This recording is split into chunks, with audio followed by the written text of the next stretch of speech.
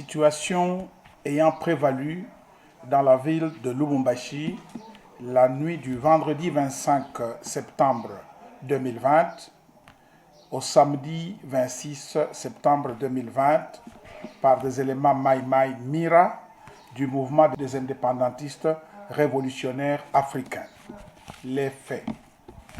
Le 25 septembre 2020, vers 16 h, heure locale, tentative d'évasion à la prison de Cassapa avec dégâts matériels importants.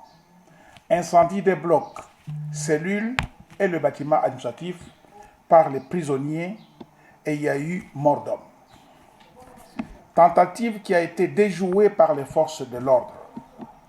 Vers 23 h, heure locale, les Maï Bakatakatanga, déjà infiltrés dans la ville de Lubumbashi, se sont regroupés dans la périphérie de la commune annexe à partir du golfe Faustin, ont progressé vers la ville avec comme intention de prendre le centre-ville, la place Moïse Tshombe, la poste et la station de la RTNC Lubumbashi.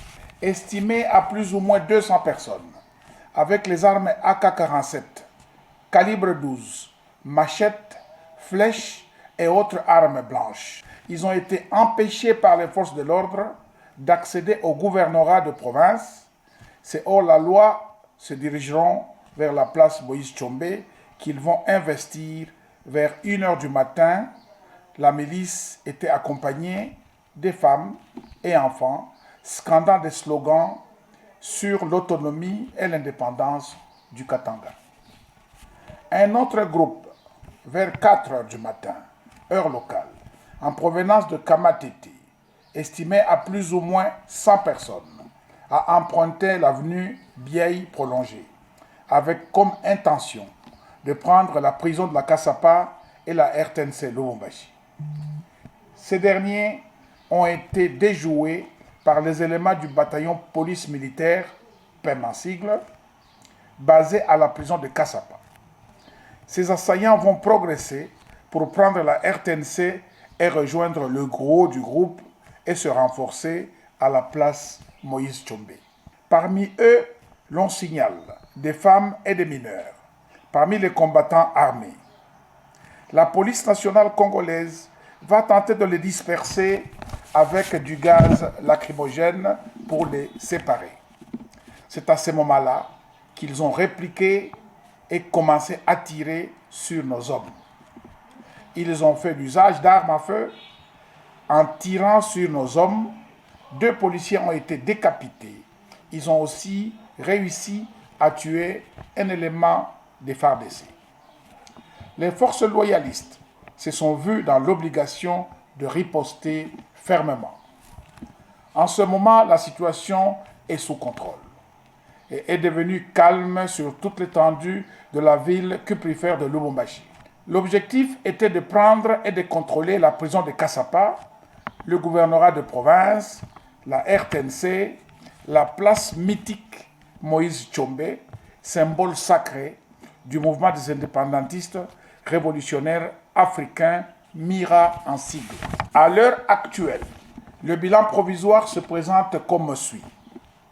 Du côté des assaillants, 16 neutralisés, plusieurs blessés, 13 capturés, 7 armes récupérées, plusieurs flèches et machettes, des effigies de Gédéon Kyungu Mutanga et un drapeau de Mira.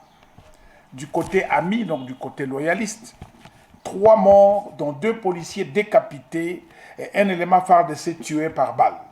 7 blessés, 2 jeeps touchés par balle, une autre jeep saccagée et 3 armes ont été emportées. Il n'y a pas eu de dégâts collatéraux signalés auprès de la population civile.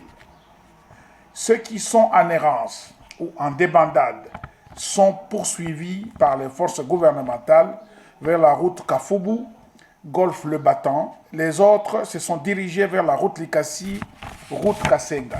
L'autorité politico-administrative, à savoir le gouverneur de province, rassure toute la population et lui demande de rester sereine, de se calmer et de dénoncer toute personne suspecte auprès des forces de l'ordre.